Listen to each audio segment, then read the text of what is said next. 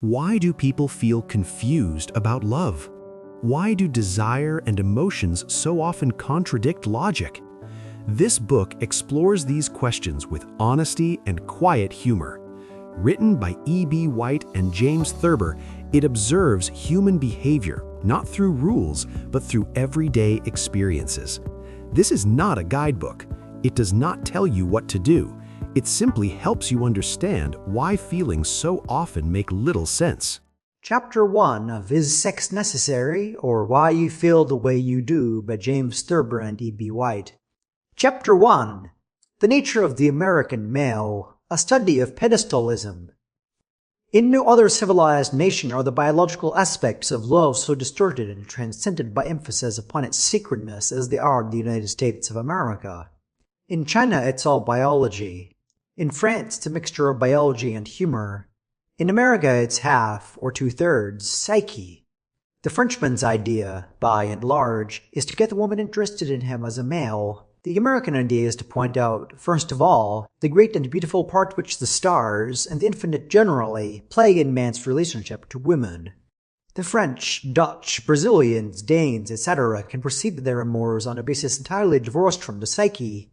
The Chinese give it no thought at all, and never have given it any thought. The American would be lost without the psyche, lost and a little scared.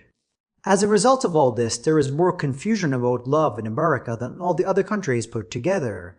As soon as one gets the psychical mixed up with the physical, a thing which is likely to happen quite easily in a composing room, but which should not happen anywhere else at all, one is almost certain to get appetite mixed up with worship. This is a whole lot like trying to play golf with a basketball, and is bound to lead to maladjustments. The phenomenon of the American male's worship of the female, which is not so pronounced now as it was, but is still pretty pronounced, is of fairly recent origin. It developed, in fact, or reached its apex, anyway, in the early years of the present century. There was nothing like it in the preceding century. Throughout the 19th century, the American man's amatory instincts have been essentially economic. Marriage was basically a patriotic concern, the idea being to have children for the sake of the Commonwealth. This was bad enough, but nevertheless it is far less dangerous to get the Commonwealth mixed up with love than to get the infinite mixed up with love. There was not a single case of nervous breakdown or neurosis arising from immaturity troubles in the whole cycle from 1800 to 1900, barring a slight flare-up just before the Mexican and Civil Wars. This was because love and marriage and children stood for progress, and progress is, or was, a calm, routine business. Mrs. Hopkins, a man would say to the lady of his choice. She was a widow in this case. Mrs. Hopkins, I am thinking now that George, footnote 1, the late George Hopkins, has been dead a year, you and I should get married and have offspring. They are about to build the Union Pacific, you know, and they will need men. Because parents can't always have men children when they want them, this led to almost as many women as men working on the Union Pacific, which in turn led to the greater status of women in the present Northwest than any other part of the nation.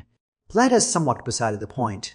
The point is that men and women, husbands and wives, suitors and sweethearts, in the last century lived without much sentiment and without any psychophysical confusion at all. They missed a certain amount of fun, but they avoided an even greater amount of pother. See glossary. They did not worry each other with emotional didos. There was no hint of a pleasure principle. Everything was empiric, almost somatic. Footnote 1. The word somatic has been left out of the glossary because the confusion versus the dictionary itself seems to be in over the meaning of the term. Pretending to the wall of the body is as close as the New International comes to what we have in mind here, but it goes right on to use parietal as a synonym, and parietal means pretending to order within the buildings of a college. Then again, the word goes back to the Old Indian or East Indian root soma, which means a god, a liquor, and an asclepiadaceous clamming shrub, Sarcostoma acidum. Furthermore, if your eye stray even a fraction of an inch in looking up somatic, you are in the Salzburgite, which includes the feldspars, agerite, grubunite, and tingelite. End footnote. This direct evasion of the love urge on the part of Americans of the last century was the nuclear complex of the psychoneurosis as we know it today, and the basis for that remarkable reaction against patriotic sex which was to follow so soon after the Spanish-American War. At the turn of the century, the nation was on a sound economic basis, and men had the opportunity to direct their attention away from the mechanics of life to the pleasures of living. No race can leap lightly, however, from an economic value to an emotional value. There must be a long period of Übertragung, long and tedious. Men were not aware of this 30 years ago because the science of psychology was not far advanced, but nature came to their aid by supplying a temporary substitute for an emotional sex life to tide them over during the period of Übertragung. This substitute took the form of games. Baseball assumed a new and enormous importance. Prize fighting reached its heyday. Horse racing became an absorption, basically a craze. Now women, naturally introverts, could not easily identify themselves with baseball or prize fighting. They admired Christy Mathewson and Terry McGovern, but that was about all. They took but slowly to horse racing, and they giggled and acted the fool when they first tried to balance themselves on a bicycle. They drew away from men and from men's concerns, therefore. There was no more of the old Union Pacific camaraderie, and began to surround the mere fact of their biological destiny with a nimbus of ineffability. It got so that in speaking of birth and other natural phenomena, women seemed often to be discussing something else, such as the Sistine Madonna or the Aurora Borealis. They became mysterious to themselves and to men. They became suddenly, in their own eyes, as capable of miracle and as worthy of worship as Juno and her sisters. This could not go on. The conflict was ineluctable.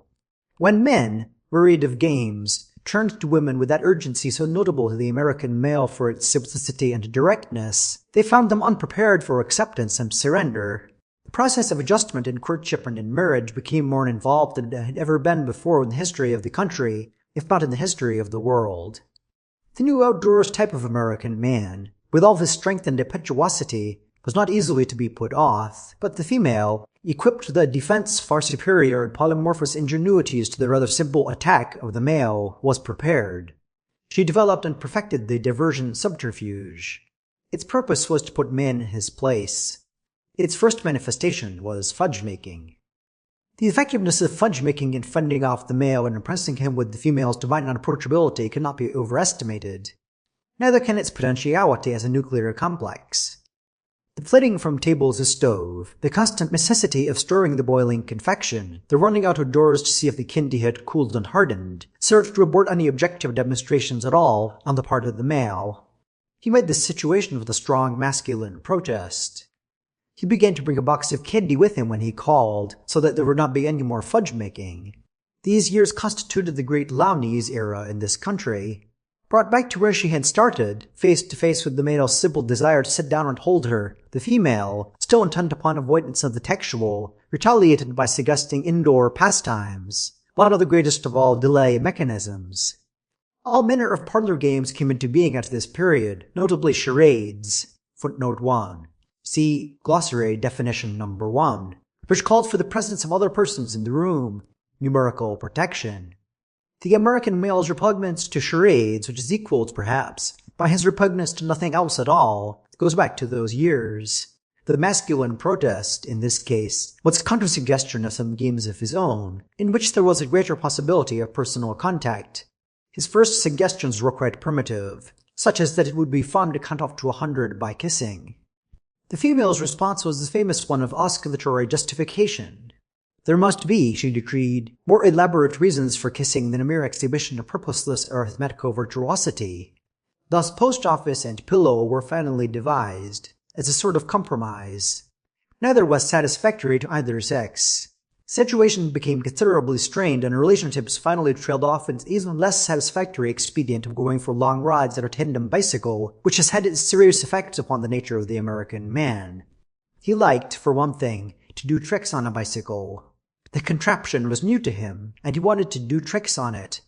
One trick that he liked especially was riding backwards. But there wasn't one woman in 10,000 riding frontwards on the rear seat of a tandem wheel who would permit her consort to ride backwards on the front seat. The result of all this was not adjustment, but irritability. Men became frustrated. Frustration wrought its inevitable results. Men began to act jumpy and strange. They were gagged nowhere at all with women. The female gradually assumed, in men's eyes, as she had in her own, proportions of an unattainable deity, something too precious to be touched. The seed of pedestalism was sown. The male, in a sort of divine discontent, began to draw apart by himself.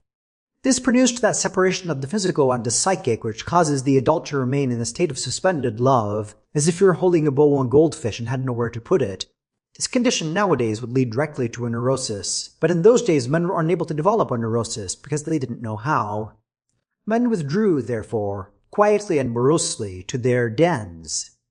It was the epoch of the den in America. Some marvelous ones sprang into being. Their contents were curiously significant. Deprived of possessing the male worked off his possessive complex by collecting all manner of bibelots and bric-a-brac.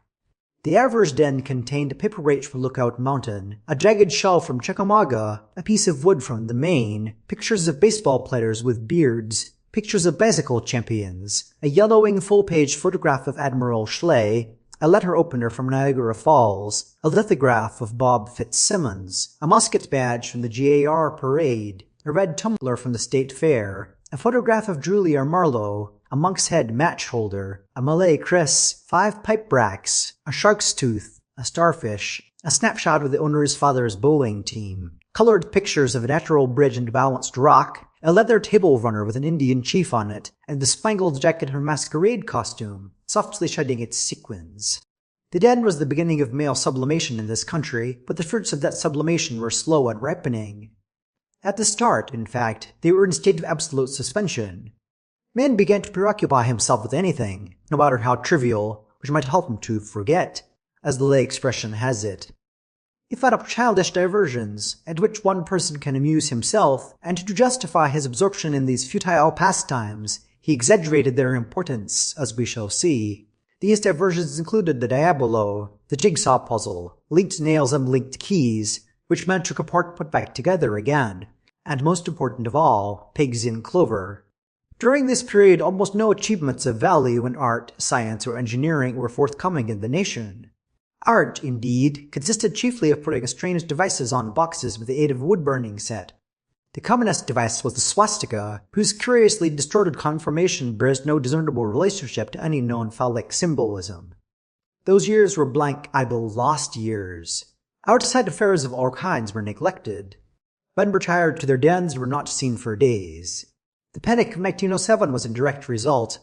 It might be interesting to examine into a typical case history of the period. Case history. George Smith, age 32, real estate operator. Unmarried, lived with mother. No precocious mother fixation. Had freed his libido without difficulty from familial objects and was eager to marry. Had formed an attachment in 1899, at the age of 29, with a young virgin. Her protective reactions had been immediate and lasted over a period of 3 years, during which he had never even held her hand. Defense devices, usually Uger, four-handed, or Pedro. Definite and frequent fudge-making subterfuge. Post office and pillow, both with low degree of success. Smith's separation between the physical and the psychic occurred in 1902, the direct stimuli presenting themselves on June 6th of that year. Examination by Dr. Matheson showed. On that day, Smith ran, frightened, from a barber shop in Indianapolis where he lived. Inside the shop, on the floor, a middle-aged man named Herschel Kuiper had thrown a fit. Kuiper had been trying for 2 days to get 3 little balls under a glass in a tiny round box, to roll into an opening made for them. Common pigs in clover puzzle. But no sooner would he get the third one in than one, or perhaps both, of the others would roll out. Mrs. Kuiper was beginning to wonder where he was. Smith withdrew to his den and pondered and fiddled around and made unconscious drawings. Cf. plates 1, 2, 3, and 4. He turned his attention from the object of his amorous affections to a consideration of the problem of pigs in clover. The usual justification of occupation occurred. It took the form of exaggerating the importance of finding out whether the puzzle could possibly be solved, and of working out a methodology of solving it more readily, if it could be solved at all.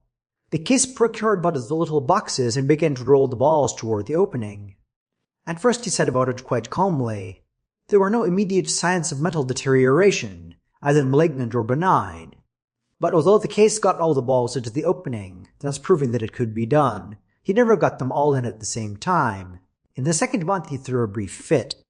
This, today, would ordinarily prove the first step toward a complete physico-psychic breakdown, but in those days neuroses were staved off longer. Owing to the general ignorance of psychology, and Smith not only calmly examined the effect of the fit upon himself, without calling in any scientists, but determined to go on and examine the effects of fits upon others. He decided, however, that it would be difficult to examine the effects of puzzle fits upon men, because men brooked no examination when they were intent upon puzzles, and so he hit on the idea of having his dog, an animal named Dewey, play with the little round box until it threw a fit. But when he called in his dog, he found, after several experiments, that the dog could not hold the box in either its right or left paw. Footnote 1. This presented a difficulty that has not been overcome to this day. Furthermore, the animal was profoundly incurious about the puzzle. Footnote 2. This disinterest held good up until the day of the dog's death. Undismayed, Smith decided that somewhere in Indianapolis there must be a dog adroit enough to handle the box and sagacious enough to grasp the idea behind it, and with a view to finding such an animal, he determined to get all the dogs in town and all the pigs and clover puzzles in town into one room and see what would happen.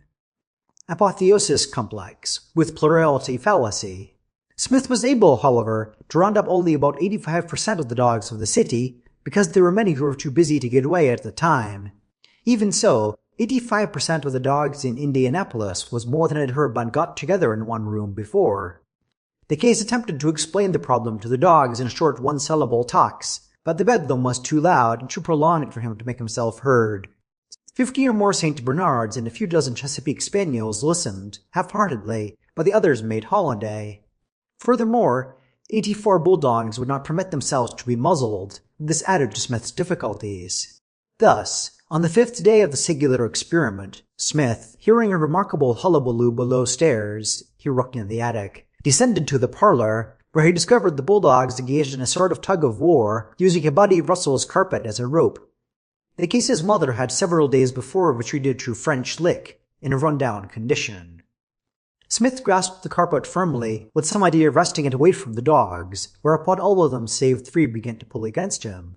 Footnote 1.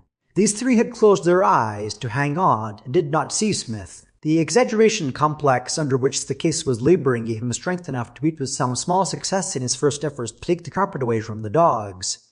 He pulled them as far as the bay window in the parlor, largely because they had not settled down seriously to winning. When they did, however, the total of 324 solidly planted feet and the virtually immeasurable tugging potentiality were too much for Smith. He was slowly pulled out into the hall, through the front door, and into the street. He stubbornly contested every inch of the way until a drugstore 3 blocks away was reached. Here someone had the presence of mind to call out the fire department. Dr. Matheson, who took the case at about this period in its development, attempted to reduce the magnification of objective, first by analytic reasoning, and then by cold applications. Neither was successful. Matheson could not divert the libido. Smith declined to resume his interest in the feminine object of his affections, and insisted that his experiment with puzzles was a glorious project for the benefit of mankind. It was sheer accident that saved the patient, not Dr. Matheson. Smith finally refused Dr. Matheson admittance to his house, or would he go to the doctor's office, claiming that he did not believe in psychology, but one day he dropped one of the little pigs and clover puzzles and broke the glass in it. He then found that he did not have to roll the balls into the opening, but could push them in with his finger. He got a hammer and broke the glass in all the thousands of puzzles he had brought to his home for the dogs, and solved every one of the puzzles by pushing, not rolling. This instantly released him from his complex by the Gordian knot principle of complex release. He thus gained the necessary confidence and sense of power to feel worthy of the woman with whom he was in love, and he finally married her. The marriage was an average success. Marriages, however, were frequently delayed much longer than in the case of George Smith, and it was not, indeed, until 1909 that the usual norm was restored. Meanwhile, in between the time of the first general separation of the physical with the psychic in this country and the final culmination in marriages, a period of sublimation set in. This followed directly on the heels of the remarkable and lamentable era of preoccupation with trivial diversions, and was characterized by an extrovert interest in truly important projects and activities. The airplane was brought to a high stage of development. The telephone transmitter was perfected. Tungsten replaced carbon as a filament for incandescent lamps. Better books were written. Art progressed. There was a cultural advance generally, and the birth of a new aesthetic, and people began to get at the real facts in the Thaw case. Nevertheless, Penstalism has left its serious effects. It is doubtful if they will fully wear off for another 50 or 75 years. End of Chapter 1. Chapter 2 of Is Sex Necessary, or Why You Feel the Way You Do by James Thurber and E. White. Chapter 2. How to Tell Love from Passion.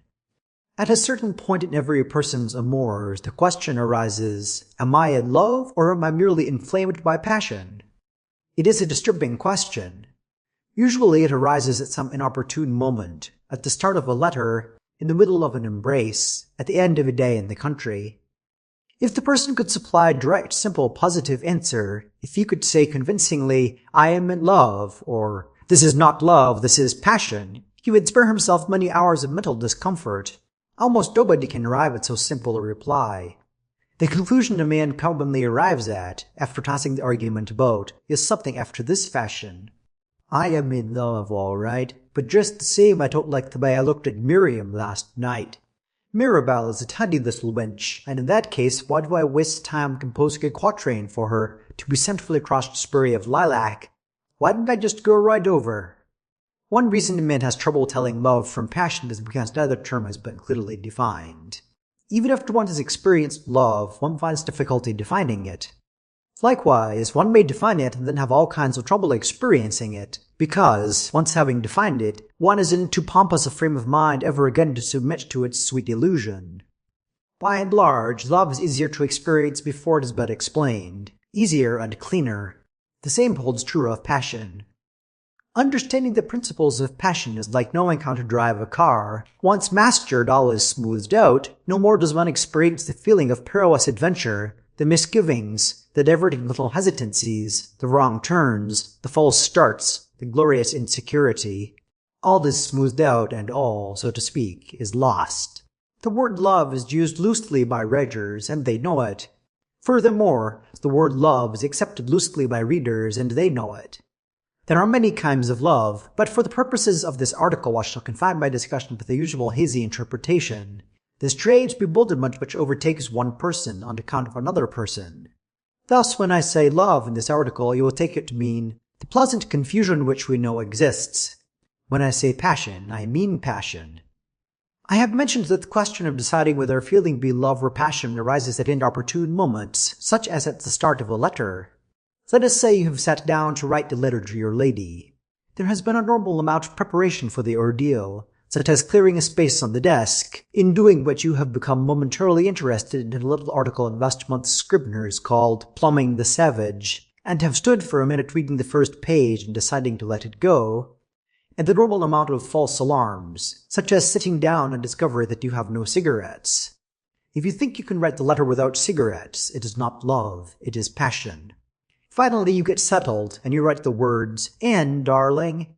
If you like commas, you put a comma after darling. If you like colons, a colon. If dashes, a dash. If you don't care what punctuation mark you put after darling, the chances are you are in love, although you may just be uneducated, who knows? Now you have written the words, and darling, and have put a punctuation mark there. You pause for just a second, and in that second you are lost. Darling, you say to yourself. Darling? Is she my darling or isn't she? And if she is my darling, as I have so brazenly set down in a sheet of paper, what caused me to take such a long, critical look at the girl with the red and brown scarf this morning when I was breakfasting in the Brevoort? If I can be all aglow about a girl in a red and brown scarf in the early morning, is Anne my darling? Or am I just kidding myself? Then follows a brief estimate of the comparative beauty of Anne with the girl with the scarf coming out half a length ahead. This is followed by a short dialogue which you hold with yourself. What if she was prettier, you say? What does that amount to? I'm but a child. I know there's more to the story than mere physical beauty. What more is there? You quietly demand, testing yourself out. Oh, there's quality of mind and community of interest and chemical attraction. Chemical attraction is a term you've picked up recently from reading books on sex and life. When I get right down to it, if I were to meet that girl with the scarf, I probably wouldn't like her. No, but you want to meet her all the same, don't you? Well, I mean, Kent. Yeah, you know you want to meet her. Ah, shut up. Having got nowhere with that theme, you again bend to the mighty task of writing the first sentence of the letter. A minute or two of quiet brooding, and the truth comes to you that you have nothing to say, that you wrote all the news yesterday, that you consider it pretty silly to be writing another letter so soon, and that if anyone were to ask you, you don't really want to write Anne a letter at all. Well, so that's the way the wind blows, you say to yourself, contemptuously. So that's the way things are between Anne and you, not wanting to write her. So it's come to that. Well, it's about time you got wise to yourself. If you don't love Anne, it's certainly high time you found it out, in justice to both Anne and yourself. In other words, you never loved Anne at all. You merely gave in to an infatuation. You were thinking about the physical side of the affair. Yes, sir, you desired Anne. That's what you did. You desired her. Why, you dirty, low-down, two-faced old voluptuary, you. The utter shame of this situation breaks your spirit, and you lay down your pen, light up a cigarette, and pace up and down the room. Suddenly you dash to the desk, with a look of willful determination, seize the pen, and write, after the words, Anne, darling, which are good and dry by this time, I have been wanting to tell you something for a long time. We must look things straight in the face, Anne. You then look things straight in the face for 10 minutes, during which you don't write a word, and end by tearing the letter up and quickly dashing off another, which reads, Anne, I'm awfully tired tonight, nervous, etc., and if I wrote you it will just be a bunch of hooey, so think I will wait till tomorrow before writing. Love, Bert. This you mail at the corner, and spend the rest of the evening trying to read Plumbing the Savage, which results finally in sleep. Sleep troubled by dreams of savages wearing loincloths of a familiar red and brown material. This vexing disbelief in one's own illusion of love is experienced most alarmingly by persons of literary inclinations. Yet with them the reaction comes in quite the opposite manner. Writing is a form of sexual expression. Zahner goes further, he says writing is sex, and it takes just as much out of a person. Thus, a person with the bent for creative literature approaches the task of writing a love letter with an excitation of the spirit surpassing anything in the realm of pure eroticism. He anticipates it for hours, mulling over in his mind the possible material, enlarging on anecdotes, rounding off pledges of affection, sharpening similes, sharpening pencils. He comes to the writing of it with immense zeal and with a nice control of lyrical prose. He ends on a splendidly poised and correctly balanced note of tenderness and faith and love, and then, having signed, sealed, and posted the missive, is suddenly overcome by the realization that by the very act of composition, he has annulled the allure of the subject herself. He knows no more about her, for the moment, than he does for an old piece of butcher's twine, which, all in all, is so alarming a discovery that he usually gets a little bit sick thinking about it, and has to go out somewhere and hear some music. I have seldom met an individual of literary tastes or propensities in whom the writing of love was not directly attributable to the love of writing. A person of this sort falls terribly in love, but in the end it turns out that he was more bemused by a sheet of white paper than a sheet of white bed linen. He would rather leap into print with his lady than leap into bed with her. This first pleases the lady and then annoys her. She wants him to do both, and with virtually the same impulse. Uncertainty in the middle of an embrace. There is no more disturbing experience in the rich gamut of life than when a young man discovers, in the midst of an embrace, that he is taking the episode quite calmly, and is taking the kiss for what it is worth. His doubts and fears start from this point, and there is no end to them. He doesn't know whether it's love or passion. In fact, in the confusion of the moment, he's not quite sure it isn't something else, like forgery. He certainly doesn't see how it can be love. Let us examine this incident. He has been sitting, we'll say, on a porch with his beloved. They have been talking of this and that, with the quiet intimacy of lovers. After but he takes her in his arms and kisses her, not once but several times. It is not a new experience to him. He has had other girls, and he has had plenty of other kisses from this one. This time, however, something happens. The young man, instead of losing himself in the kiss, finds himself in it. What's more, the girl to him loses her identity. She becomes just anyone on whom he is imposing his masculinity. Instead of his soul being full of the ecstasy which is traditionally associated with love's expression, his soul is just fiddling around. The young man is thinking to himself, "Say, this is pretty nice now." Well, that scares him. Up to this point in the affair, he's been satisfied that his feeling was that of love. Now he doesn't know what to think. In all his life, he's never come across a character in a book or a movie who, embracing his beloved, was heard to say, "This is pretty nice," except that character was a villain. He becomes a mass of conflicting emotions, and is so thoroughly skeptical and worried about the state of his heart that he will probably take to reading sociological books to find out if it's okay to go ahead, or whether, as a gentleman, it's his duty to step out before he further defames a sweet girl, and soils her womanhood. The medical profession recognizes two distinct types of men. First, the type that believes that to love a woman is not to desire her. Second, the type that believes that to desire a woman is not to love her. The medical profession rests. This young man who I've just mentioned, the rogue who found himself having a good time in the midst of a kiss, now takes seriously to books. Matters go from bad to worse. Hoping to find, in sexology, some explanation for his conduct which would indicate that, if not decent, it was at least not without precedent, he searches relentlessly until he comes upon a chapter on the theory of the libido. It makes any young man a little mad to discover that he has a pleasure principle, but there it is just the same. On page 464 he finds this paragraph. The ideal healthy outcome is to find the child in whom the process of repression has been accomplished with no fixations of interest at lower stages of adaptation, in whom the Oedipus complex has passed into a normal phase of the castration complex inhibition, and in whom a free movable libido is developing sublimation in active interests free from paralyzing inhibitions or antisocial tendencies. This brings the young man to the point where he thinks maybe he'd better lay off altogether. He just wasn't cut out for kissing, he guesses. So he writes his girl a letter apologizing for having been a beast, breaks the engagement, and goes out to Oregon, where he raises fruit fairly successfully, and with no antisocial tendencies.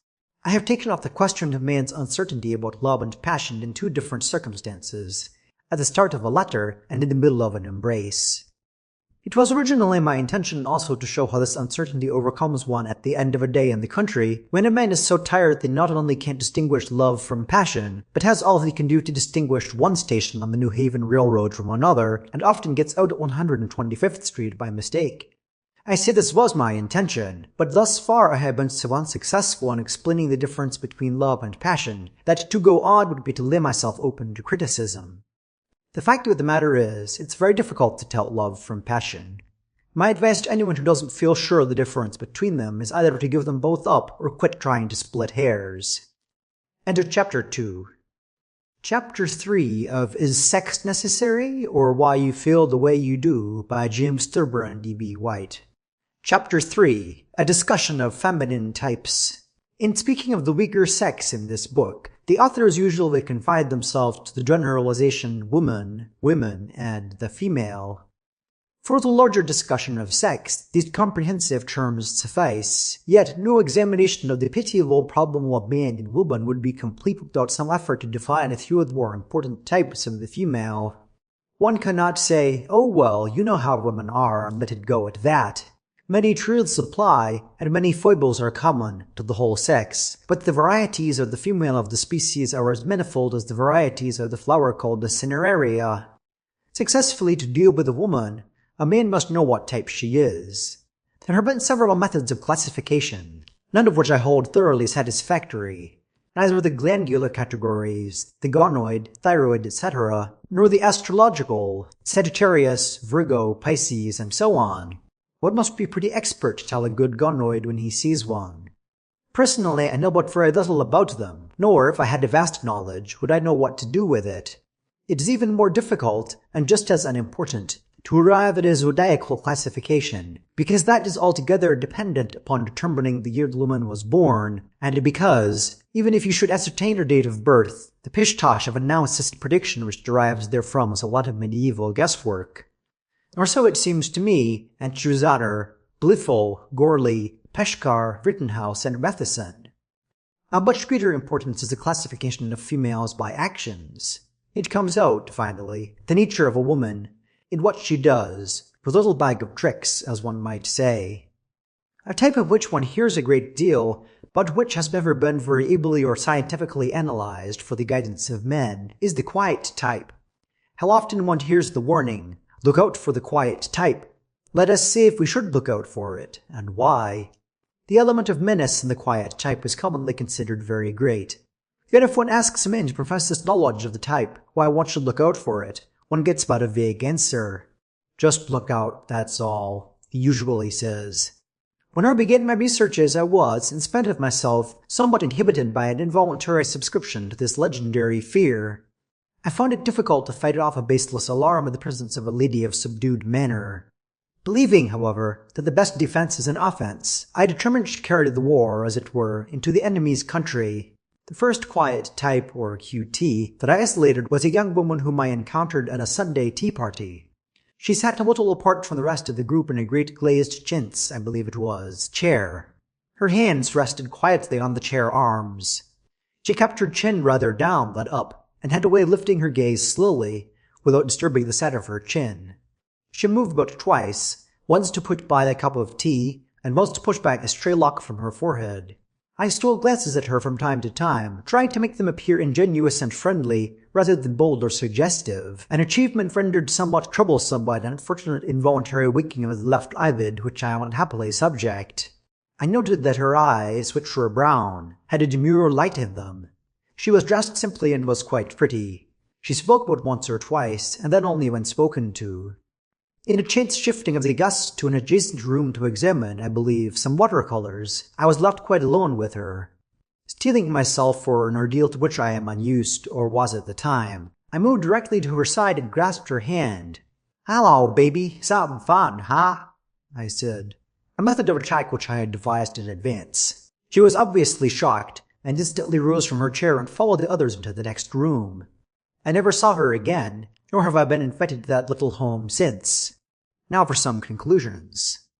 Patently this particular QT, probably due to an individual variation, was not immediately dangerous in the sense that she would seize an opportunity, such as I offered her, to break up the home of, or at least commit some indiscretion with, a man who was obviously, I believe I may say, a dependable family man with the average offhand attractions. Dr. White has criticized my methodology in this particular case, a criticism which I may say now, in all good humor, since the danger is past, once threatened to interpose insuperable obstacles, of a temperamental nature, in the way of this collaboration. It was his feeling that I might just as well have removed one of the type's shoes as approach her the way I did. I cannot hold with him there. Neither, I am gratified to say, can Zonner, but in fairness to White it is only just to add that Tithridge can. However, the next QT that I encountered I placed under observation more gradually. I used to see her riding on a Fifth Avenue bus, always at a certain hour. I took to riding on this bus also, and had discreetly managed to sit next to her on several occasions. She eventually noticed that I appeared to be cultivating her, and eyed me quite candidly, with a look that I could not at once decipher. I could now, but at that time I couldn't. I resolved to put the matter to her quite frankly, to tell her, in fine, that I was studying her type and that I wished to place her under closer observation. Therefore, one evening, I doffed my hat and began. "Madam," I said, "I would greatly appreciate making a leisurely examination of you, at your convenience." She struck me with the palm of her open hand, got up from her seat, and descended at the next even-numbered street. 36th, I believe it was. I may as well admit here and now that personally I enjoyed at no time any great success with QTs. I think one would go as far as to say that any scientific examination of the quiet type as such is out of the question. I know of no psychologist who has ever got one alone long enough to get anywhere. Tithridge has averred that he began too late in life. Zonner that he does not concur in the major premise. The quiet type was not amenable to the advances of scientific men when the advances are of a scientific nature, and also when they are of any other nature. Indeed, it is one of the unfortunate handicaps to psychological experimentation that many types of women do not lend themselves readily to purposeful study. As one woman said to me, "It all seems so mapped out, kind of." I am a little reluctant to report one other adventure with the quiet type, and that is why I seem to have summed up the preceding paragraph without mentioning it. However, I now feel some brief outline of the case I have alluded to should be set down here, especially after all this allusion. This young lady was a guest at a weekend party where I was also a guest. On Saturday evening it began to appear, quite early, that there was going to be considerable drinking, and, to be sure, there was. Among those who became, as the fellow said, a little bit uncertain of themselves, with a young QT and myself. It was, in all truth, largely her fault that I reached a state of abandon from which, at her further solicitation, it was but an easy step to a feeling of sheer devil-may-care. This condition, it is perhaps unnecessary to say, militates against that fine precision of mind so essential to the best results in any scientific investigation. I do not remember all that ensued one half so clearly as I should like to. I have often thought deeply on the matter, striving to reconstruct the complete scene, as it were, but my efforts have been hampered by the lamentable fact that I found dwelling upon the more easily remembered scenes so delightful that I simply dwelt on them. I remember, for example, that I was at the piano, or more exactly on it, standing on it. The quiet type, fearing that I might fall, grasped me firmly about the knees, and I did fall. I was not only uninjured, but I got to my feet laughing. At this she began to laugh. I had lost my glasses in the fall and began hunting for them. In bending over, however, I was assailed by a slight touch of vertigo, which runs in my family, and fell again. The next that I remember is sitting on the edge of a cliff, or falaise, as the French call it, looking out over a lake. The young lady was beside me. "Well," she said, "what shall we do next?" I asked her how I'd reached the cliff, if I had walked there. "Partly," she said. This set me to thinking. "I have lost my glasses," I said, and began hunting for them again. She again seized me by the knees, and I fell. In falling, both of us became enormously involved. I instantly arose and was about to step into the lake when she grasped me about the waist. We both sat down. "You have gone as far as you can," she said, and tittered. "I should like to go a little farther," said I. She arose. "You're a funny man," she said, and laughed again. I grasped her, much to my surprise, by one ankle, and she began to topple toward the lake. I fell heavily backward, pulling her with me, and this doubtless saved her life. "You must be more careful," I told her. We sat up. "Don't you think you better take me home?" she said in a singular voice, low and odd. "Rather," I responded, and arose. I took her back to the house, which was some half-mile distant. We joined the others. That is all I remember. I shall always regret, of course, that I did not have full possession of my faculties during the walk to the cliff's edge, for there might have been, in the 10 or 15 minutes it must have taken, an excellent opportunity to get at the young woman. There was nothing quite so provocative of pleasant revelatory talk as a quiet walk with someone at night. However, the episode ended as I have said, and the golden opportunity was lost. In my very failures I made, I believe, certain significant findings in regard to the quiet type. It is not dangerous to men, but to a particular man. Apparently it lies in wait for some one individual and gets him. Being got by this special type, or even being laid in wait for, would seem to me in some cases not without its pleasurable compensations. Wherein exactly the minus lie, as I have no means of knowing. I have my moments when I think I see what it is, but I have other moments when I think I don't. The buttonhole twister type is much easier to come at. A girl of this persuasion works quite openly. She has the curious habit of insinuating a finger, usually the little finger of the right hand, unless she be left-handed, into the lapel buttonhole of a gentleman, and twisting it. Usually she picks out a man who is taller than herself, and usually she gets him quite publicly, in parks, on street corners, and the like. Often, while twisting, she will place the toe of her right shoe on the ground, with the heel elevated, and will swing the heel slowly through an arc of about 30 or 35 degrees, back and forth.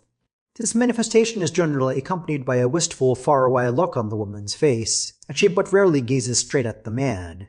She invariably goes in for negative statements during the course of her small writhings, such as, "It is not," "I am not," "I don't believe you do," and the like. This type is demonstrative in her affections, and never lies in wait with any subtlety. She is likely to be restless and discontented with the married state, largely because she will want to go somewhere that her husband does not want to go, or will not believe he has been to the places that he says he just came from. It is well to avoid this type. A charming but altogether dangerous type is the "don't, dear" type. By assuming a middle of the road, this way and that way, attitude toward a gentleman's advances, she will at once allure and repulse him. The man will thus be twice allured. He calls on her when they sit at the porch swing, let us say. But he slips his arm around her, she will say in a low tone, "Don't, dear." No matter what he does, she will say, "Don't, dear." This type is a homemaker. Unless the man wants a home made for him within a very short time, it is better for him to observe the "don't" rather than the "dear," and depart. This type is common in the Middle West, particularly in the university towns, or was some few years ago at any rate. Any effort to classify modern university types would be difficult and confusing. They change from year to year, and vary with the region. I am told that one type has actually been known to get the man for choice down and sit, as it were, side saddle of him. I would not give even this brief mention, in passing, to college types of the female, were they not important because they so frequently divert a man from his career and tie him down before he has a chance to begin working, or even to say anything. The rest of the types of American women, such as the outdoors, the clinging vine, and so on, are too generally known to need any special comment here. If a man does not know one when he sees it, or cannot tell one from another, of these more common types, there is little that can be done for him.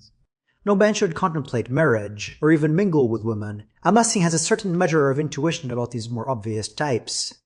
For example, if a man could not tell instantly that a woman was the sort that would keep him playing tennis or riding horseback all afternoon, and then expect him to ride back and forth all night on the ferry, no amount of description of the outdoors type would be of any avail. There is, however, one phenomenal modern type, a product of these strange post-war years, which will bear a brief analysis. This is the type represented by the girl who gets right down to a discussion of sex on the occasion of her first meeting with a man, but then goes on to portray a great deal of alarm and aversion to the married state. This is the "I can't go through with it" type. Many American virgins fall within this classification. Likewise, it contains women who have had some strange and bitter experience about which they do a great deal of hinting, but which they never clearly explain. If involved with, or merely presented to, a woman of this type, no man in his right mind will do anything except reach for his hat. Science does not know what is the matter with these women, or whether anything is the matter. A lot of reasons have been advanced for girls acting in this incredible, dismayed manner. 11 reasons in all, I believe, but no one really knows very much about it. It may be their mother's teaching.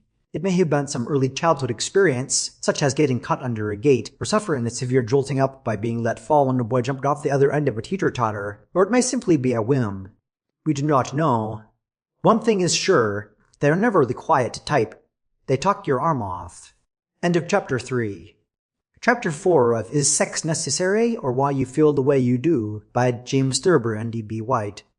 Chapter 4. The Sexual Revolution, being a rather complete survey of the entire sexual scene. The sexual revolution began with man's discovery that he was not attractive to woman as such. The lion had his mane, the peacock his gorgeous plumage, but man found himself in a 3-button Psych suit. His masculine appearance not only failed to excite woman, but in many cases it only served to bore her. The result was that man found it necessary to develop attractive personal traits to offset his dull appearance. He learned to say funny things. He learned to smoke and blow smoke rings. He learned to earn money. This would have been a solution to his difficulty, but in the course of making himself attractive to women by developing himself mentally, he inadvertently became so intelligent an animal that he saw how comical the whole situation was. Thus, at the very start of the sexual revolution, man faced one very definite problem. In becoming mentally aware, he had become intellectually critical, and had discovered that it was increasingly difficult to make up his mind whether he really desired any one woman, however capable he was of getting her.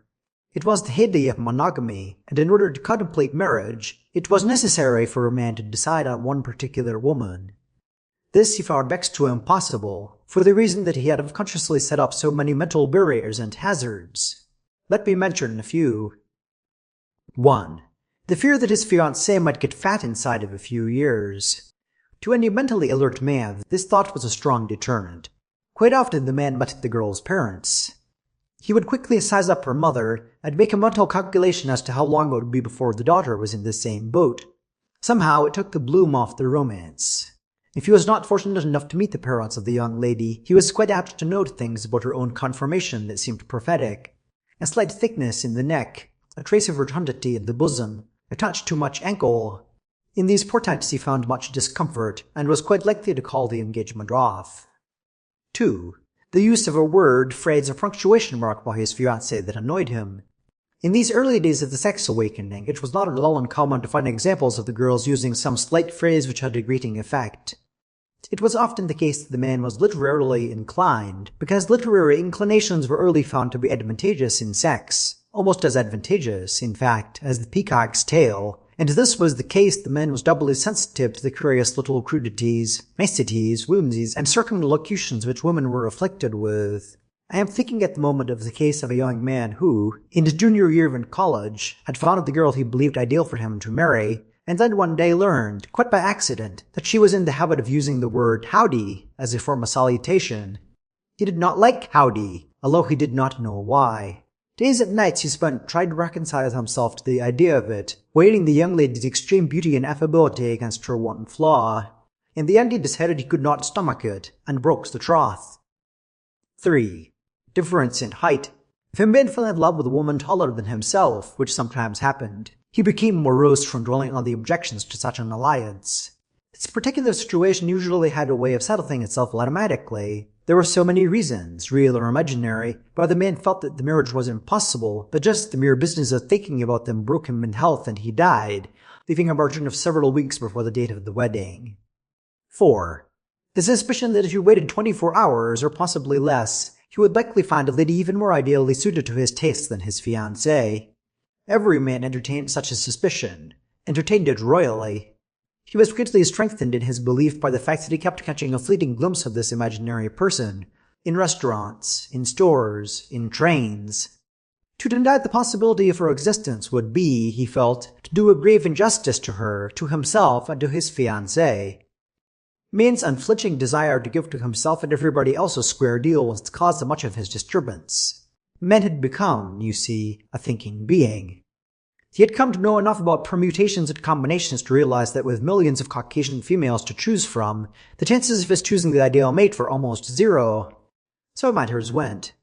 Man, we have seen, had begun to develop himself so that he would be attractive to woman, and in doing so had made woman of doubtful attraction to him. He had become independent. He had become critical. He had become scared. Sex was awakening, and it was all man could do to keep from laughing. Woman, on her part, saw dimly what was going on in the world. She saw it through the sweet haze of dream. She caught glimpses of it in the mirror of her narcissistic soul. Footnote 1. This is the first mention in this article of narcissism. You'll hear more about it, don't worry.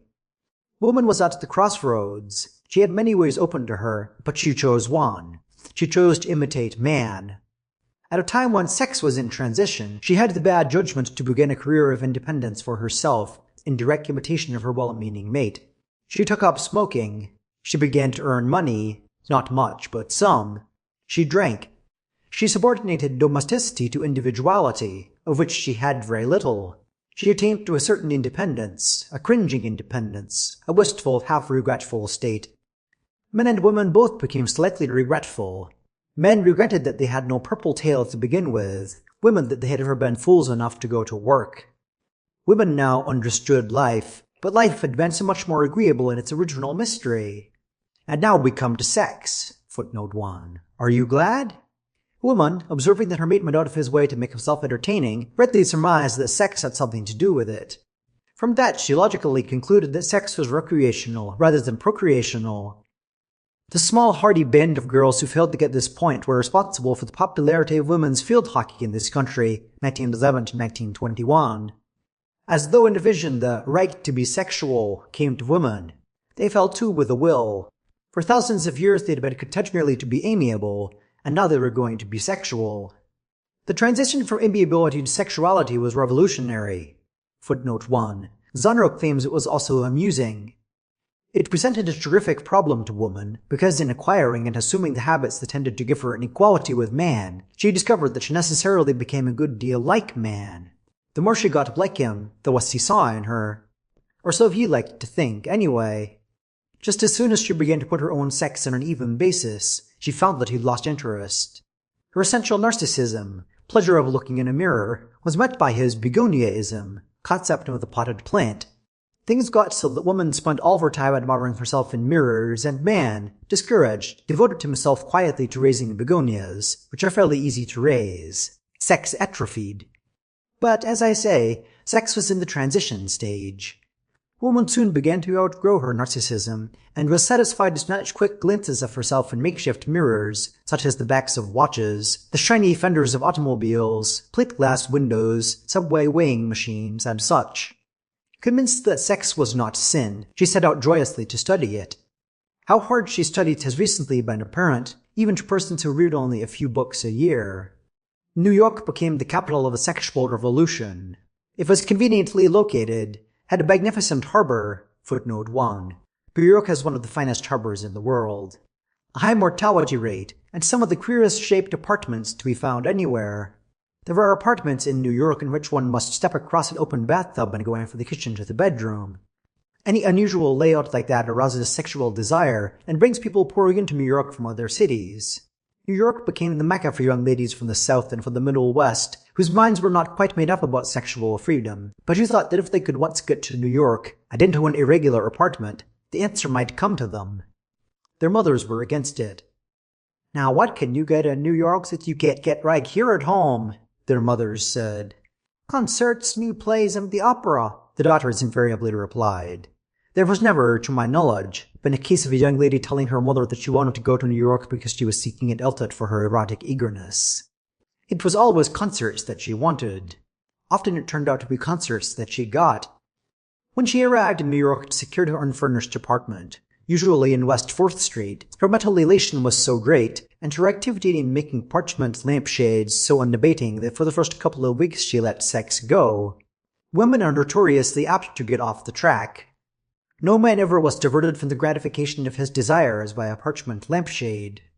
At any rate, the young lady was so tired at night that she could hardly keep her eyes open, much less her mind. Furthermore, she was beginning to have Schmalhausen trouble. Schmalhausen trouble, Chapter 6 of Is Sex Necessary, or Why You Feel the Way You Do by James Thurber and E. White. Chapter 6. What should children tell parents? So many children now come to me and said, "What shall I tell my parents about sex?" My answer is always the same. Tell them the truth. If the subject is approached in a tactful way, it should be no more embarrassing to teach a parent about sex than to teach them about personal pronouns, and it should be less discouraging.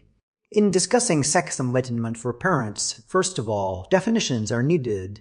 What do we mean by parents? Do we mean all adults who have had children? Do we mean adults who have had children, they knew not why? Or do we mean married people who have given birth to one or more offspring but have never gone into the matter very thoroughly? For the purposes of this article, it will be assumed that by parents, we mean all adult persons permeated with a strong sense of indecency. I have talked with hundreds of children about the problem of educating their parents along sex lines. So many of them have told me that they honestly tried to give the elders the benefit of their rich experience in life, but that the parents usually grew flushed and red and would reply, "Nice people don't talk about such things." It is true that a great gap exists between generations. The fact that children are embarrassed to have their parents along when they are attending certain movies or plays is indicative of how hard it is to overcome the old fear of allowing one's elders to learn anything. A child never knows at what point in the play his uninformed old father will start to giggle. It is hard for children to break through and really come in touch with their elders. "Nice people don't talk about such things," is the defense which old people put up against life itself when they feel it crumbling in all around their heads. Parents hesitate to discuss things calmly and intelligently with their children for two reasons. First, they have a kind of dread of learning something they don't want to know, and second, they feel that if they must learn anything at all, they would like to be spared the humiliation of learning it from their offspring. Actually, middle age, and even senescence, is marked by a great curiosity about life. There is a feeling that life is slipping away quickly, and that it would be terrible to have the end come before everything in life has been revealed. The beauty of life, always apparent, implies a mystery which is disturbing right up to the bitter end. The spectacle of old men wistfully attending sex lectures, as they frequently do, suggests that the strong suspicion exists in them that somewhere they will hear the magic word by which human affairs will become clarified, somewhere they will glimpse the ultimate ecstasy. Children who allow their fathers and mothers, to whom they owe their very existence, to go on wondering about sex are derelicts to duty. If young folks lack the tact or intelligence requisite to enlightening their parents, the task should be entrusted to someone else, yet it is hard to say whom. A child shouldn't think twice before sending his father around to public school to secure sex information from his teacher. Women teachers, to borrow a phrase, are apt to be emotionally illiterate. Many teachers have had no sex life and are just waiting for somebody like your father to show up. One's father and mother are never too old to be told facts. Indeed, it is most unkind to keep them in ignorance and allow them to nourish the doubts and horrors of their imagination. The majority of parents pick up their knowledge of the facts of life from smoking car conversations, bridge club teas, and after-dinner speakers. They receive it from their vicious adult companions who are only slightly less ignorant than they are, and who give them a hopelessly garbled version. They pick it up, too, from the gutter. This matter of picking up information from the gutter is an interesting topic in itself. Quite the most remarkable case history that has come to my notice is that of Francois de la Mater, a parent 30 years of age, who went deliberately to the gutter for his sex education. He had heard, as all people do hear sometime or other, that sex can be learned from the gutter, so he set out to make a comprehensive survey of the gutters of 18 large American cities. For a long time he found out nothing, although he was a very curious man. By a peculiar piece of fortune, however, he happened to be walking in Cincinnati one day and met a man who was leading a tame stork. The man was in the gutter. The stork carried in its bill a live baby, in swaddling clothes. Smelling a rat, Mr. Delamater stopped the man and inquired where the baby came from. The man replied that he didn't know. For that matter, continued Mr. Delamater, where does any baby come from? The man shook his head. Then he relented and told Mr. Delamater that he had merely been hired to lead the stork around the streets to advertise a moving picture called Her Husband's Firstborn. The whole incident so confused the mind of the 30-year-old parent that he eventually evolved the strange theory that babies are born within the father, an erroneous notion that dwarfed his emotions and modified his character. It is of the utmost importance, in imparting sex knowledge to one's parents, that it be done in such a way as not to engender fear or anxiety.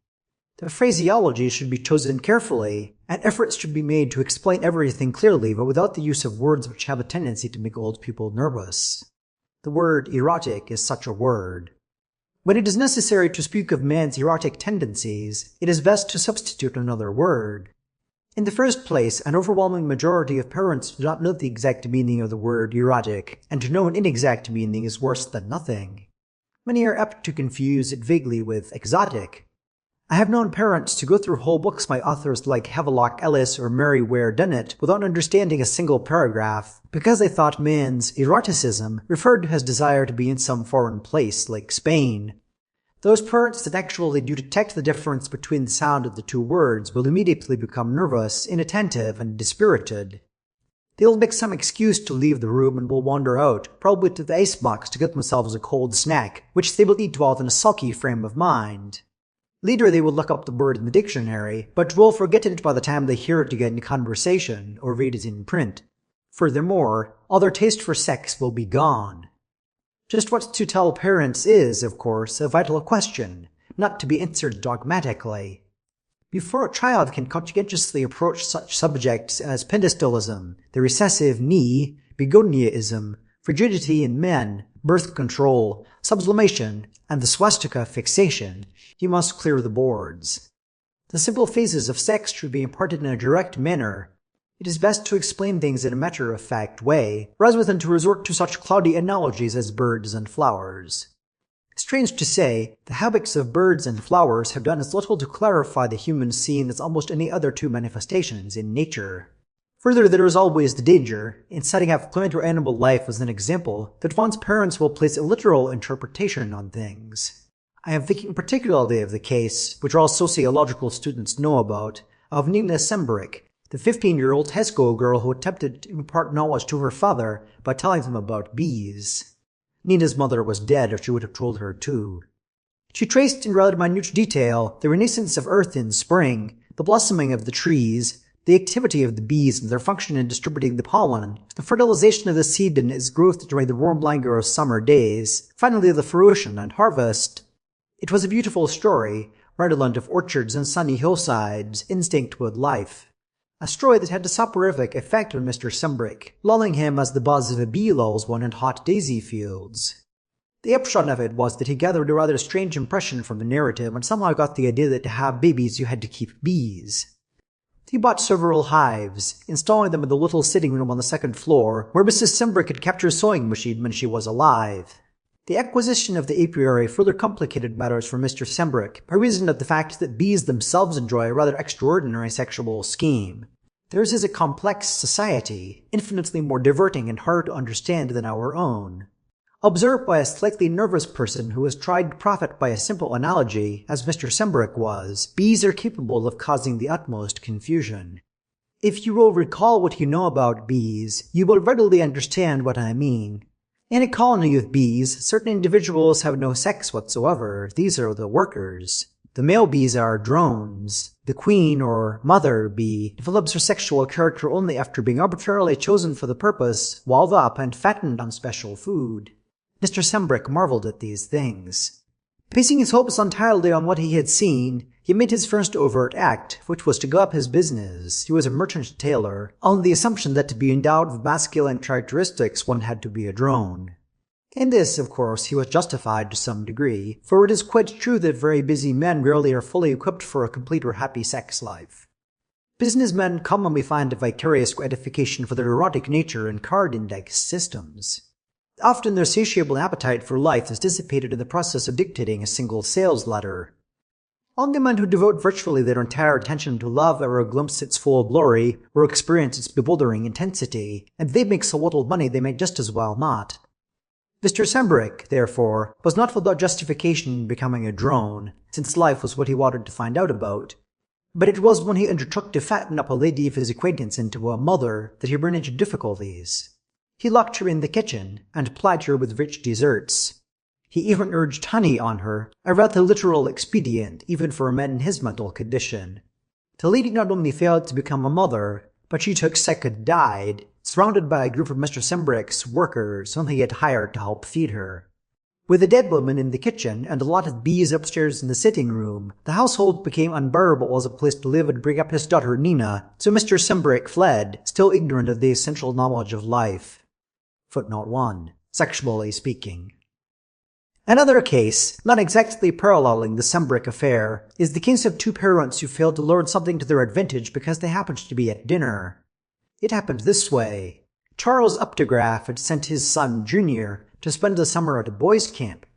There, in addition to learning how to swim, paddle, and make fires, Junior learned about sex, so that he returned home fine and brown and a credit to the Updegraffs. The Updegraffs had swum, paddled, made fires, and so on for generations. Now, at Camp Whortleberry, that was the name of the camp, the authorities had adopted what is known as the pet method for imparting sex knowledge to the boys. Each boy was given charge of a pet of some kind, and the pets were given carte blanche. Junior Updegraff drew a pair of sunfish. To augment the actual pet study, the boys were also given lectures by the camp director, who knew in a general way what he was talking about. Thus, when the summer was over, the boys' minds were full of a strange assortment of facts and oddments, some of them rather amusing. Young Junior had hardly been home an hour when he thought he would do his old man a good turn by telling him what he knew about sunfish. The Updegraffs were at table. "Pop," he said, "do you want the lowdown on a sunfish?"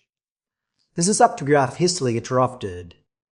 "Better wait until after dinner, son," she said. Note, parents have always been held back by the superstitious idea that it is wrong to learn anything while eating. "What's the matter with right now?" asked Junior. "I was just going to tell Pop about our pet study course. I know a lot of things." "Wait till we're through eating," said Mrs. Updegraff. "Why should I? A mouse is an embryo 20 days. A lopsided apple is that way because it's been fertile hastily on one side. We have animals grow bright-colored in the mating season, and so it goes. Sunfish." "Junior," said Mrs. Updegraff sharply. "Not till after dinner. Sunfish can wait." "No, they can't," cried Junior, warming up to his subject. "The father sunfish makes the nest, then." "We don't want to hear about it," snapped Junior's mother. "Tell us about your canoe trips." "I never went on no canoe trips." "Why not?" "Oh, I was watching the sunfish." The matter was dropped and the meal continued in silence. After dinner, Mr. Updegraff, secretly very much interested, hung around in the hope that his son would again open up the subject of sunfish. The boy never did. He was only a child, and children are easily discouraged. I suspect that the Church is responsible, in large measure, for the ideas of life now held by adults. Sex is still sin to the evangelical clergy. A kiss is thinkable only when sanctified by the Church. A child permits his parents to continue in the belief that the elevation of the soul depends on the renunciation of the flesh is hardly doing his duty by them. Sometimes it may be advisable to quote to your parents from standard works on the subject of sex. Great care must be taken, though, to avoid abruptness as far as possible. Thus, there is some doubt in my mind whether a child ought to approach its mother on a hot afternoon when she is tired and bedraggled and say to her, "Ma, under favorable conditions, a husband and wife should remain sexually attractive to each other during the whole period of their sexual potency." That's no way for a child to talk. Some children have told me that instead of quoting from books, they have tried leaving the books lying around, opened at pertinent pages. Even this failed to work in most cases. The mothers usually just picked up the book, dusted it, closed it, and fitted it neatly in some nearby shelf. They thought it was dusty. End of chapter 6. Chapter 7 of Is Sex Necessary or Why You Feel the Way You Do by James Thurber and E. White. Chapter 7. Claustrophobia, or when her young wife should know, there is an erroneous impression current nowadays that sex is everything. It is similar to the psychological delusion common during the war years that the war would never end. Man is inclined to exaggerate the immensity of his chief preoccupation. Thus, when the World War was in progress, men convinced themselves that there would never be anything else but war. Then the war ended, and man was left, as it were, stranded. Used to a tremendous preoccupation, he had to have another. He turned to sex, under sheer momentum, and overestimated its importance as he had magnified the immensity of war. Sex is by no means everything. It varies, as a matter of fact, from only as high as 78% of everything to as low as 3.10%. The norm in a sane, healthy person should be between 18 and 24%.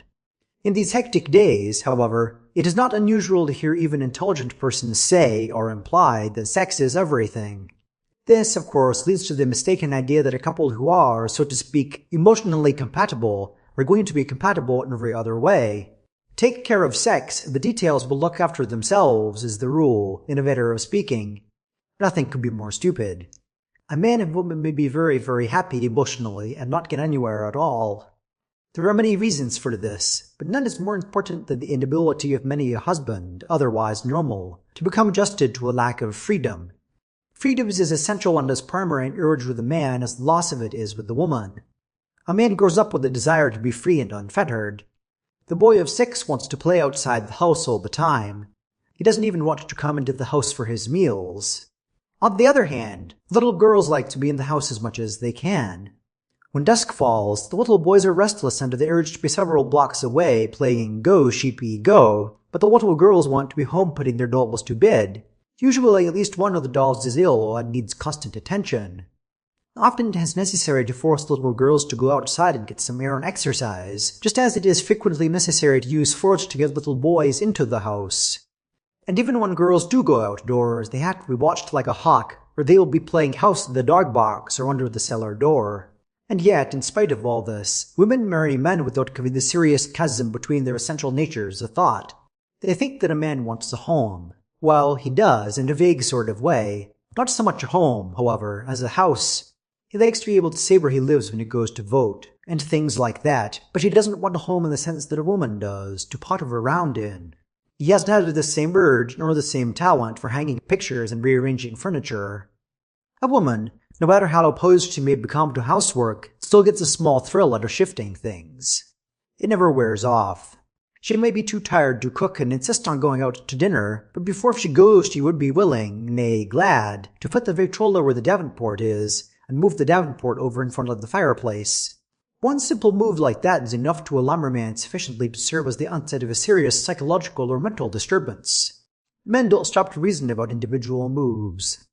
As soon as a woman calls on her husband to help her change the position of a couple of pieces of furniture, he instantly thinks the house is going to be torn up, as it was last spring, with carpets rolled up in the hall, and stepladders and buckets everywhere.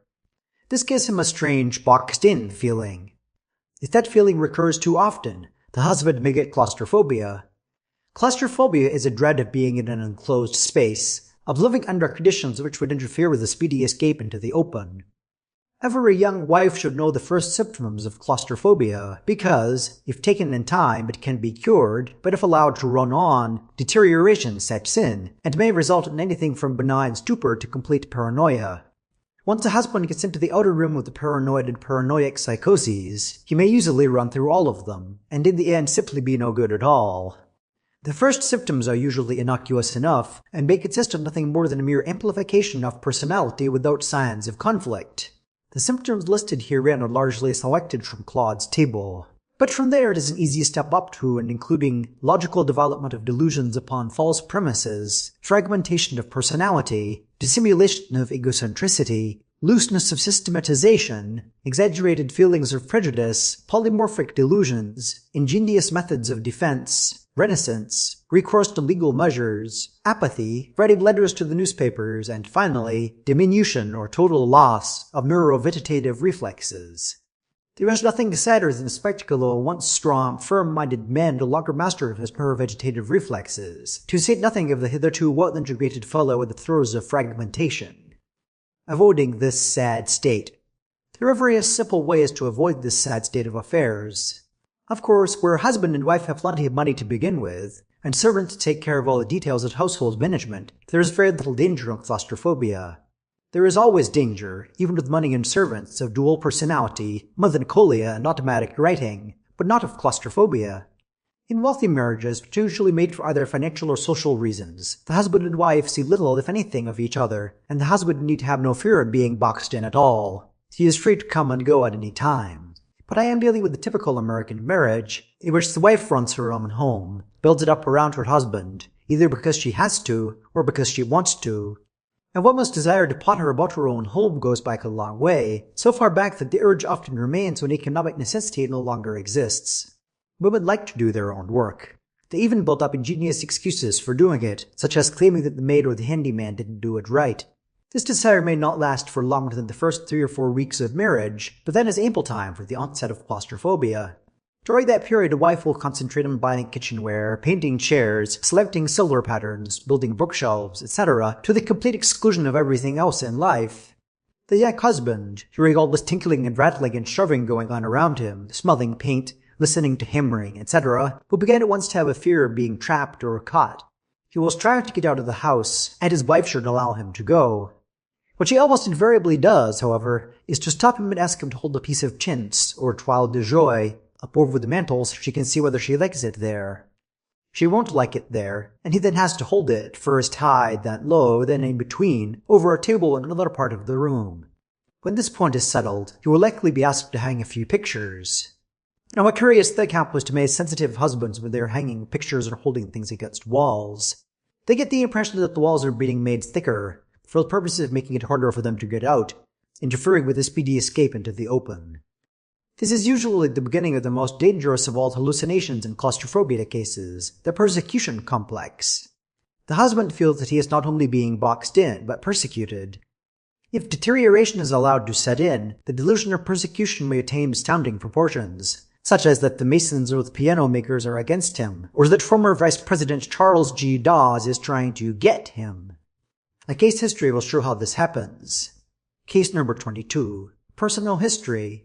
Normal birth and development. Born June 14, 1894. Had the usual childhood diseases with no sequelae. No serious accidents or operations. Patient began school at the age of 6. Got along very well, graduating from high school at 18. Graduated from college at 22 and became an architect. He always held good positions with good salaries. Considered capable and efficient. Habits normal. Everything normal. Case married when he was 29. General makeup. Always considered keen, intelligent, amiable, and trusting. Liked outdoor activities, something of an athlete with a strong urge to get away by himself. Began to be suspicious shortly after his marriage. He frequently showed this suspicion in his work by complaining to his associates that his ability was not recognized, and intimating that he thought the elevators in the building had purposely quit stopping for him, so that he could not get out. Nervous. Jumpy. Mental examination. Patient was very keen, alert, but suspicious when brought under observation. His demeanor was self-assertive, but he was inclined to be anxious and restless.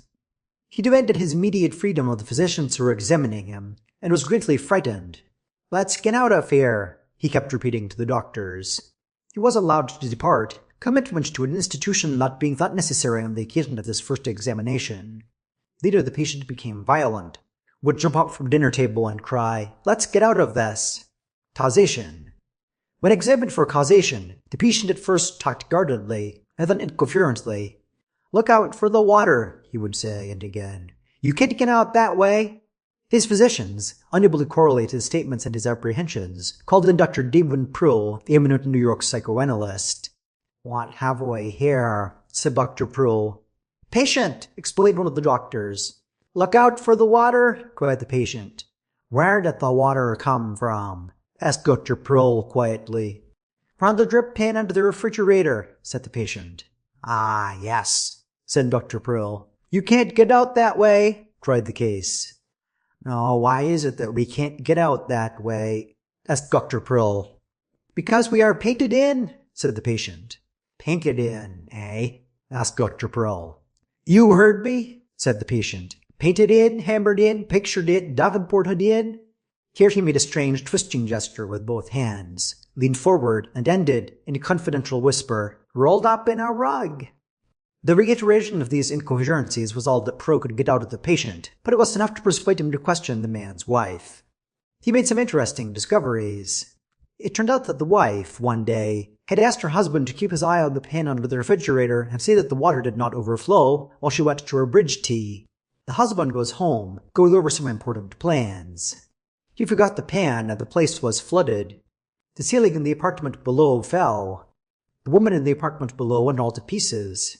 The patient's wife, returning from her tea, went all to pieces. The patient went all to pieces. Thus the hallucination formulated in his mind that being married and living in a house necessitated going to pieces. As for being rolled up in a rug, that, it transpired, had actually happened to him also. One day, during the thorough cleaning of the house, which his wife was superintending, she ordered 2 burly men to roll up a rug, without noticing that her husband was on it at the time. He was accordingly rolled up in it, and had considerable difficulty getting out. As for being painted in, Pearl established that the husband was also actually painted in on one occasion. He was in the bathroom shaving, and his wife did not know it. Thus she had a man paint the floors outside the bathroom, and when the husband opened the door to emerge, he couldn't get out without stepping on the paint. He was about to step on the paint anyway when his wife saw him.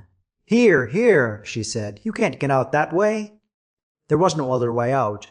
You'll simply have to stay there till the paint dries, his wife told him, and he did. Pearl explained to the wife what these inhibitions had done to her husband, and that his condition was precarious. He stressed the importance of allowing her husband his freedom at all times, paint or no paint. The husband was then brought back into the home, and was allowed to live a free, unfettered existence, coming and going as he pleased, always, however, under the discreet surveillance of Dr. Pearl. With that perspicacity of psychomental cases, however, that almost second sight, the patient became aware that someone was snooping around, watching him, and one night he leaped out of bed, pulled open the door of a little-used closet, and there was Dr. Pearl watching. The patient, who otherwise might have been cured, went instantly into the last stages of the persecution complex. Footnote 1. This discovery of Dr. Pearl in the closet is one of the few blots in the splendid record of psychoanalysis, and is most unfortunate. The husband-patient began with the idea that he was being persecuted by the detective bureau, the police department, and gradually enlarged his apprehension field until he believed that he was also being persecuted by the Navy, the towns of Indianapolis and St. Louis, and the Box Manufacturers Association. He whispered to doctors that a bearded man, representing the box manufacturers, was following him around the box and trying to catch him. Footnote 1. Dr. Pearl wore a small black beard. Partly to avoid this imaginary menace, and also partly to stay off imaginary paint, the patient no longer walked on the floor, but on tabletops, mantels, and so on, leaping around the room like an oriole. Unless watched, he would jump for the windowsills and try to get out. He wrote to the Department of Justice at Washington, and finally to the President of the United States, protesting against the activities of the Order of the Eastern Star, the Railway YMCA, Reverend W., and the New York Times. The case was decreed hopeless in 1926. Later, the wife got a divorce, and the husband seemed to improve. He was permitted to go to a ranch in Dakota, where he had a horse, a dog, and a pipe, and was allowed to come and go as he liked. The last time I saw the patient, he was completely cured. Prevention of nuclear fears. Prevention of the nuclear fears which lead to such cases of claustrophobia should be quite simple. A wife should strive at all times to give her husband at least the illusion that he is free to come and go. She should remember that it is the little things that count, that claustrophobia is brought on by an accumulation of small details, that it is, in fact, a tragedy of the trivial. If a husband uses a guest towel, he should be quietly reprimanded, but under no circumstances except of his room.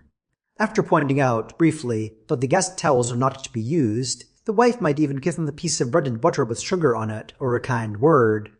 Too many wives do not consider it important to explain the facts of the guest towel to their husbands. A wife expects her husband to pick up his knowledge in the gutter or from other husbands, who know as little about the actual truth as he does himself. If a husband uses a guest towel, he should be gently reproved, and then told where guest towels come from in clear, simple language. The wife should lead him to the drawer where she keeps the guest towels, and show him wherein they differ from ordinary towels, the kind he may use.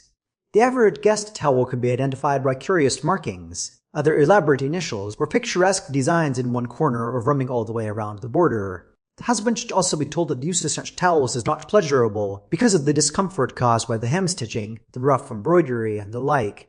He should be made to understand that no man ever uses the guest towel, either in his own home or when he is a guest somewhere else, that they are hung up for lady guests to look at and are not to be disturbed. If he is told these simple truths in a calm, unexcited way, chances are that he will never use a guest towel again, and that he won't worry unduly over the consequences of his having used one once or twice. But as soon as he is given the idea that he has done something terrible, that old feeling of being boxed in comes over him. He begins to think that he will never do anything right around the house, and that his home is merely a laboratory where he has been trapped for the purpose of serving as the subject of strange experiments with towels and furniture. The same rules should apply to husbands when they leave things lying around, or track in dirt, or forget to shut the refrigerator door. None of these faults is, after all, of very great importance, and they should be lightly dismissed. If they are presented as heinous crimes, the husband is going to be liable to the inception of a persecution complex, and the slow deterioration of mind and spirit incident upon claustrophobia. A wife is forever taking it for granted that her husband should know as much about the household as she does. If she would only realize that things which are easy and uncomplicated to her are strange and mysterious to her husband, and explain the mysteries to him, adjustments could be arrived at very simply, and sex would then have a chance to mean something. As an instance of what I mean, take what happens during the average unpacking. A couple has just moved from one house to another, say, and the husband has been asked to help put things away. He should not, of course, be asked, for the danger of that boxed-in feeling with all of its awful consequences is inherent in such a request. As the things are taken out of trunks, the wife knows instantly where they go, not only the things she is going to use in one spot where she could get at them, but the things for which she has no immediate use and wishes to be stored away for the winter or summer, as the case may be. A woman can tell instantly whether a given article belongs in the attic or in the basement. All objects fall into one or other of these two categories. For example, while I myself am not an expert at it, I am worried that anything framed or having wire attached to it goes to the attic. At the most, containers and the like, especially those made of metal, will go to the basement. A woman comes naturally by this ability to discriminate. She knows most of it by intuition, and the rest she has learned from her mother. But to suppose that a husband should know, offhand, whether a chest of drawers with buttons or dimity and it goes to the attic or the basement is ridiculous. You might as well expect him to understand, without long, careful instruction, why one tea towel is used for the china and another for the glassware. The thing for a wife to do, then, is not to upbraid or rebuff her husband, when she finds him tired and worn in the attic, sitting among a lot of things that should have been taken to the basement, but simply to say nothing, or, better yet, compliment him on his strength and agility, and then, next day, hire a handyman to shift the things to where they belong. Adherence to a few simple rules of solicitude and understanding would prevent 9 husbands out of 10, no matter how passionately dedicated to liberty they may be, from falling victims to the dread claustrophobia, which every year takes its heavy toll of male minds, as the result of the carelessness or stupidity of wives. End of Chapter 7. Chapter 8 of Is Sex Necessary or Why You Feel the Way You Do by James Thurber and E. White. Chapter 8. Frigidity in Men. I hesitate to approach the subject of male unresponsiveness. Frigidity in men is a theme sociologists have avoided. Frigidity in women, on the other hand, forms a vast chapter of the sex research of today. The part it plays in marital discord is known to the students of sociology as well as to the lay reader, although probably less well. It has occupied the attention of many noted writers, and has taken the lives of such men as Zanner and Tithridge, who carried some of their experiments too far. Footnote 1. Tithridge especially. Any discussion of frigidity in men calls for an unusual degree of frankness on the part of the writer, since it entails such factors as the recessive knee, Fuller's retort, and the declination of the kiss. Further, before attacking this subject, it will be necessary to re-evaluate some of the more fundamental hypotheses of man's erotic nature, and what a nuisance that is going to be. Let us go back a little way. There are 2 fundamental urges in nature, the desire to eat and the desire to reproduce one's kind. Which of these 2 impulses is stronger depends somewhat on the individual and somewhat on the circumstances surrounding the individual. That is apt to vary with the quality of the food and of the women. There are, as honor shows, men who would rather eat than reproduce, and there are isolated cases of men who would rather reproduce than eat, but it is the less simple types that provide the important case histories for the student of masculine frigidity, and no broad conclusions can be drawn about the relative merits of eating and reproducing without a consideration of the contributing factors. Quite regardless of which urge comes first in man's scheme of existence, it is safe to state dogmatically that the second urge, the sex urge, has caused more stir the last few years than the first, or nourishment urge. Sex is less than 50 years old, yet it has upset the whole Western world. The sublimation of sex, called love, is of course much older, although many purists will question the existence of love prior to about 1885, on the grounds that there can be no sublimation of a non-existent feeling. What I shall try to show, without carping, will be that there is a very good reason why the erotic side of man has called forth so much more discussion lately than his appetite for food. The reason is this, that while the urge to eat is a personal matter, which concerns no one but the person hungry, or as the German has it, der hungrige Mensch, the sex urge involves, for its true expression, a other individual. It is this other individual that causes all the trouble. Except in rare instances, all of which have been dealt with by Sumner, the urge involves an individual of the opposite sex. That is, for a man it involves a woman, and for a woman it involves a man. I use the word involve advisedly.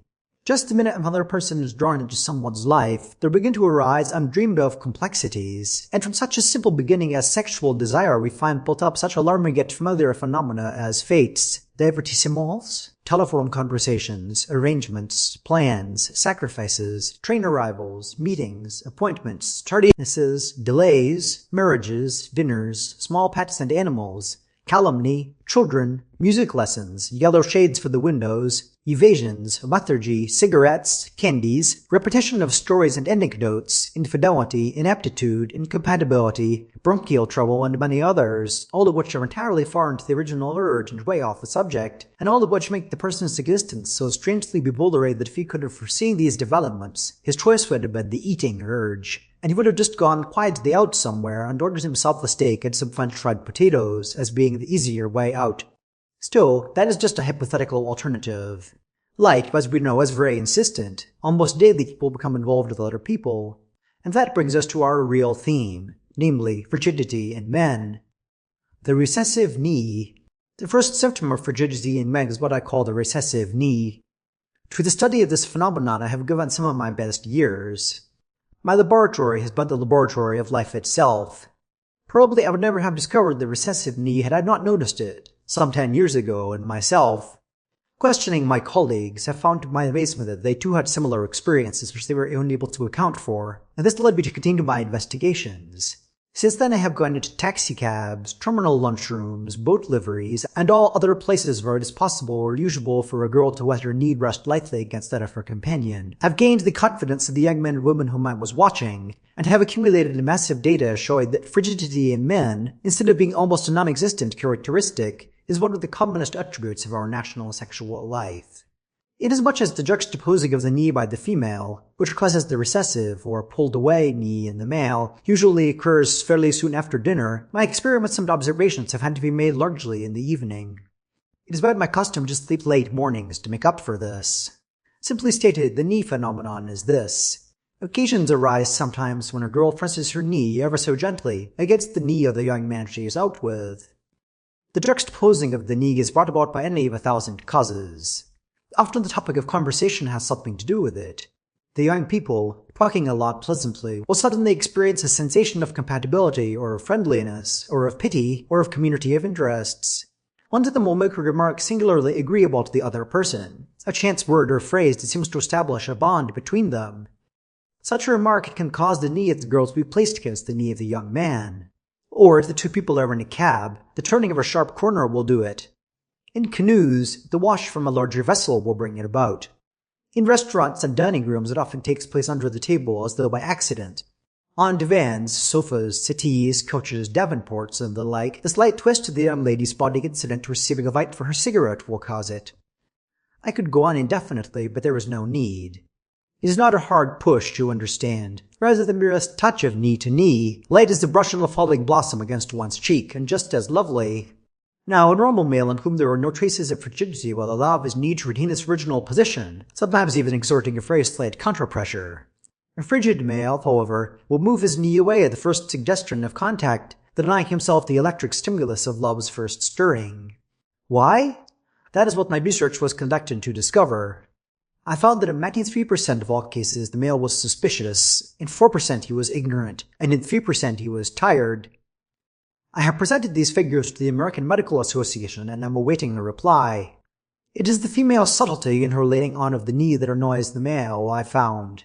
This recession is for the purpose of reassuring himself of his own integrity and perspicacity. If the female were to juxtapose in a forthright manner, if she were to preface her gesture with the remark, "I am thinking of letting my knee touch yours for the fun of it, Mortimer," she might gain an entirely different response from the male. Many men with recessive knees have confided to me that they felt incapable of answering the pressure because of the effect it might have on their minds, with the accompanying loss of self-respect. I have established the fact that no physical detriment is incurred by insert pressure. The only harmful effects are psychological. Some males admitted to an unwillingness to give any woman the satisfaction of believing that she was able to take her companion unaware. Still others told me that they feared the consequences of such an act. They were afraid that if they ever let down the bars and failed to turn away from the knee pressure, they would likewise be unable to resist other juxtapositions in life, and would continually be responding amiably to other abusing stimuli, sales talks, stock promotion, and the like. It was a young Paterson, New Jersey girl by the name of Lillian Fuller who let drop the remark that has epitomized, for the sociological and anthropological world, the phenomenon of the recessive knee. Fuller's retort is now a common phrase in the realm of psychotherapy. Miss Fuller was an unusually beautiful woman, young, accurate, sensitive. She was greatly attached to a man several years her senior in the buffing department, wanting to marry him. To this end she had laid her knee against his innumerable times without a single return of pressure.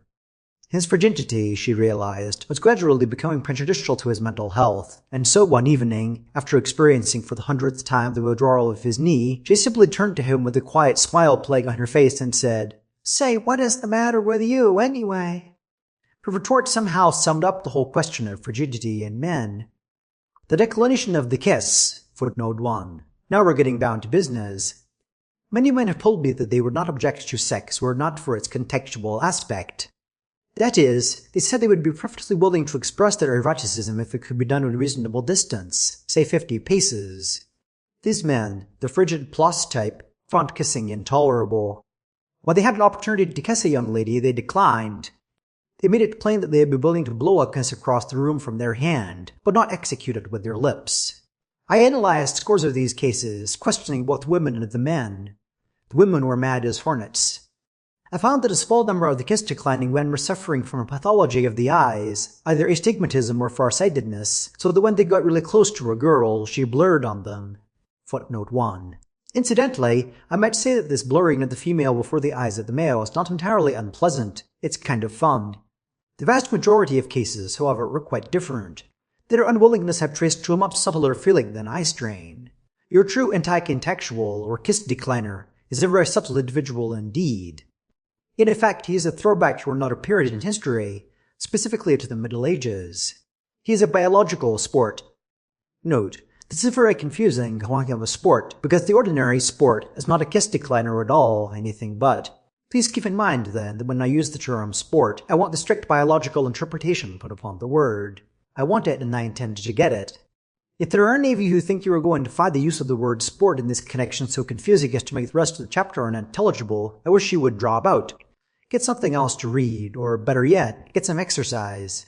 No one can quite comprehend the motives and the successes of a kiss decliner who does not recall his counterpart in medieval history. In the Middle Ages, when men were lusty and full of red meat, their women expected as much.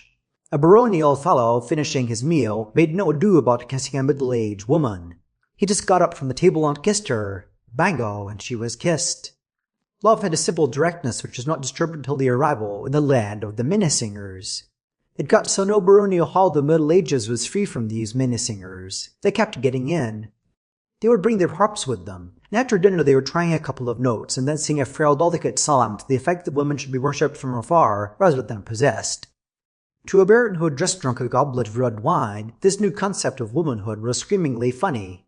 While he was chuckling away to himself and cutting himself another side of beef, his wife, who had listened attentively to the song, would step out into the alley behind the castle, and there the minnesinger would join her. "Sing that one again," she would say. "Wretch one. That one about worshipping me from a little distance. I want to hear that one again." The minnesinger would oblige. Then he would illustrate the theme by not kissing the woman, but dancing off lightly down the hill, throwing his harp up into the air and catching it again as he went. "What a nice young man," the baron's wife would think, as she slowly turned and went into bed. The Kiss decliner of today is a modern minisinger. He's a sport in that he has varied suddenly from the normal type, which is still baronial. Of course, the amusing thing about his conduct is that oftentimes a woman assumes that she is being worshipped from afar, when as a matter of fact she is merely being ignored from afar. That is part of the trick of an anti-contextual person. He takes a perverse delight in allowing a woman whose kiss he has declined to think of him as more lyrical than other men.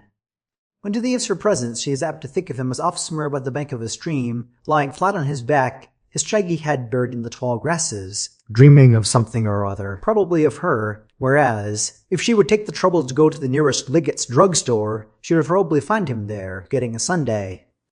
By the mere gesture of declining a kiss, a man can still make quite a lot of ground, even in these depleted days.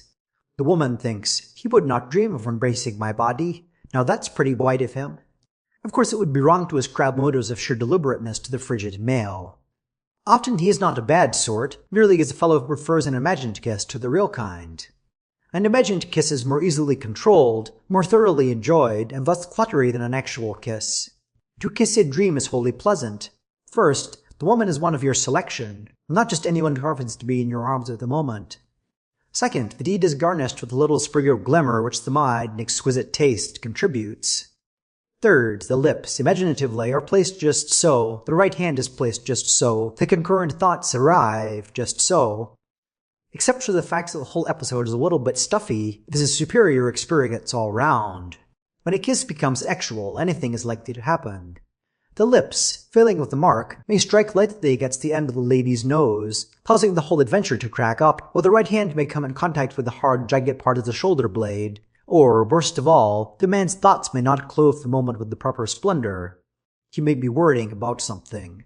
So you see, frigidity in men has many aspects, many angles. To me it is vastly more engrossing than frigidity in women, which is such a simple phenomenon you wonder anybody bothers about it at all. End of Chapter 8. Section 10 of Is Sex Necessary or Why You Feel the Way You Do by James Thurber and E. White. Glossary.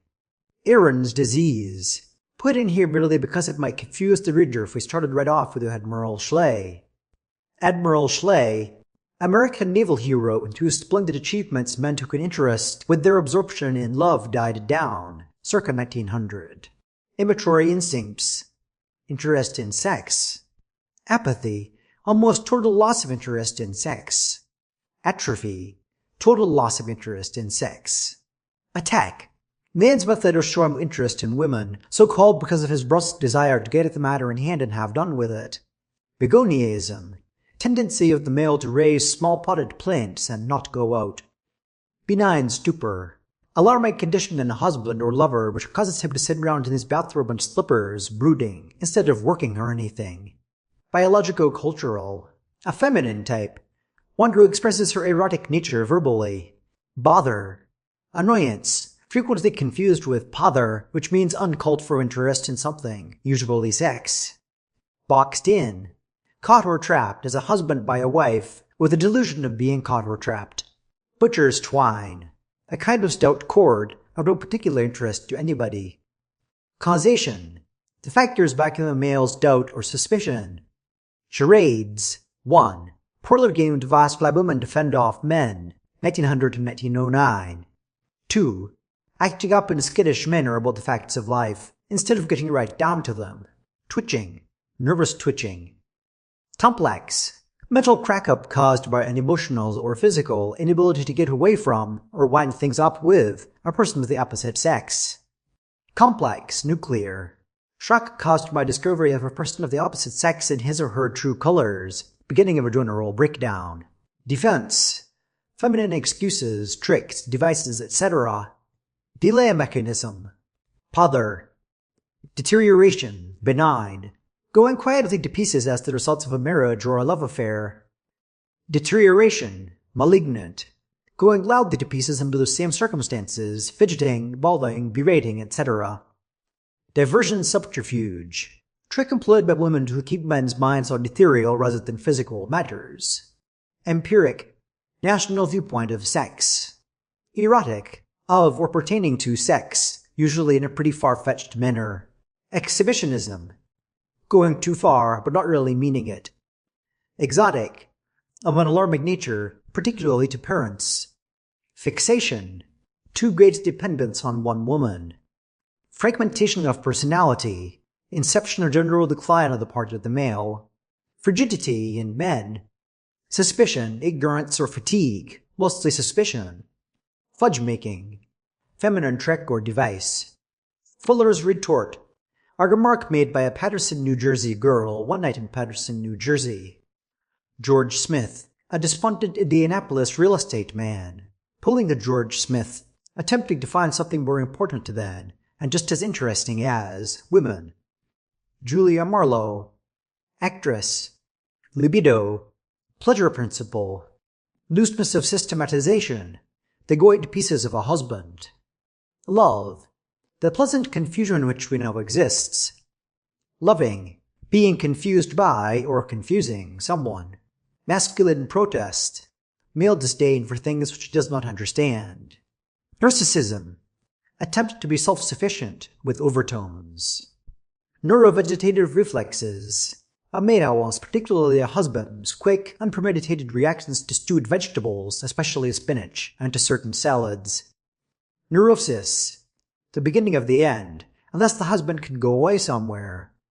Neurotic, wanting something but she doesn't know what, desirous of something she hasn't got and probably can't or shouldn't have. 1907, panic of. Results of woman's inhumanity to man, 1900 to 1907. No better than she ought to be. Woman's definitions. 1. Indiscreet. 2. Charming. 3. Pretty and vivacious. 4. Oversexed. 5. Living in sin. Norm. All quiet. Numerical protection. Other people in the room. Osculatory justification. Reasons for kissing. Growing out of the early American creed of the kissing for kissing's sake would send one straight to hell. Theronoia. The last stages of what was once a bridegroom. Passion, the expression of the sex principle without so much fuss. Pedestalism, the American male's reverence for the female, or better yet, for insistence on being revered, which amounts to the same thing. Physico-psychic, state in which the physical gets tangled up with the spiritual, after the manner of a satyrpop throwing a huntsman by a gang between his feet. Pleasure principle, see libido. Possessive complex, innocent desire to kiss and fondle, sometimes to maul or wool. Pother, uncalled for interest in something, almost always sex. Protective reaction, putting a man in his place. Psyche, wings for the feet of clay. Psychoneurosis, same as neurosis, only worse. Psychosis, state of being beside oneself to such an extent that it is doubtful if one can pull oneself together. Pulled away, refers to the knee of a man who is suspicious or tired. Recessive knee, the outstanding phenomenon of masculine frigidity, man's refusal to answer the pressure. Schmalhausen, Samuel D., student of misbehavior. Schmalhausen trouble, illness commonly found in young ladies who read in cramped quarters. Smith, George, same as George Smith. Swastika, symbol which distracted American suitors used to scrawl on desk pads, margin of books, and so on. Trouble, Schmalhausen. See Schmalhausen trouble. Übertragung, period of transition, during which the male strives to transmute his ardor for women into the sublets of ardor for games. Voyeurism, sex kibitzing. End of section 10. Section 11 of Is Sex Necessary or Why You Feel the Way You Do by James Thurber and E. White. A note on the drawings in this book. The inclusion in this volume of some 52 drawings by James Thurber was on the whole intentional. Because, however, of the strong filial suspicion which they will arouse in certain quarters, it may not be amiss to offer some explanation. For this task I feel peculiarly fitted, for it was I who, during those trying months when the book was in the making, picked up the drawings night after night from the floor under Thurber's desk, picked them up when I was so tired in body and soul that I could scarcely stoop. It was I who, by gaining the confidence of the charwoman, mentally redeemed countless other thousands of unfinished sketches from the huge wastebaskets, and finally, it was my incredible willingness to go through with the business of inking in the drawings, necessitated by the fact that they were done in such faint strokes of a broken pencil as to be almost invisible to the naked eye, that at last brought them to the point where they could be engraved and be produced. To understand, even vaguely, Thurber's art, it is necessary to grasp the two major themes that underlie all his drawings. The first theme is what I call the melancholy of sex. The other is what I can best describe as the implausibility of animals. These two basic ideas motivate, subconsciously, his entire creative life. Just how some of the animals shown in these pages come in is not clear even to me, except insofar as any animal must be regarded as sexually relevant because of our human tendency to overestimate what can be learned from watching it. When one studies the drawing, it soon becomes apparent and a strong undercurrent of grief runs through them. In almost every instance, the man in the picture is badly frightened or even hurt. These Thurber men have come to be recognized as a distinct type in the world of art. They are frustrated, fugitive beings. At times they seem vaguely striving to get out of something without being seen, a room, a situation, a state of mind. And other times they are merely perplexed and too humble or weak to move. The women, you will notice, are quite different. Temperamentally, they are much better adjusted to their surroundings than are the men, and mentally they are much less capable of making themselves uncomfortable. It would be foolish to attempt here a comprehensive appreciation of the first sweep, the economy, and the magnificent obscurity of Thurber's work. Nor can I adequately indicate the stark qualities in the drawings that have earned for him the title of the ugly artist.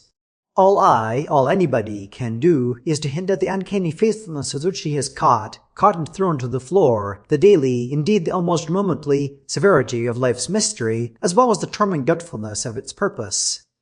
E.B.W. End of section 11.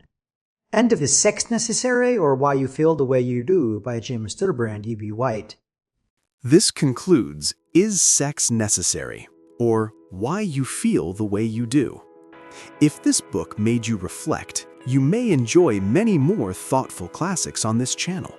Subscribe to Hollow Reads for timeless books that explore human nature, emotion, and the quiet questions behind everyday life. Thank you for listening.